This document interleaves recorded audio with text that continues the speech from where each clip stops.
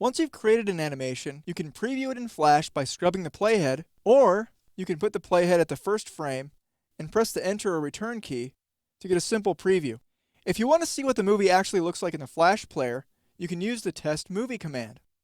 Remember, the speed at which your movie plays is based on the number of frames that it takes up and the number of frames that display per second. You can control the frames per second in the Properties panel. That's what FPS stands for. It's important to keep in mind that even though this says 30 frames per second, that doesn't guarantee that my application is going to run at 30 frames per second. It could run slower, or in some cases even faster than what you see when you test the application in Flash. Basically, just know that this is the target frame rate. And most of the time, Flash will be pretty close to getting that 30 frames per second, or whatever frame rate you desire. But the more complicated your artwork is, the more likely that it will run a little bit slower than your target frame rate. So let's test the movie in the Flash player.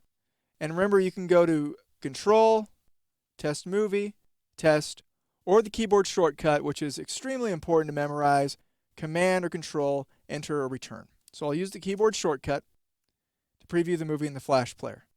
So notice that only the pedals are moving, and it looks kind of jittery right now. We'll do some more in another movie to make the animation a little bit more fluid.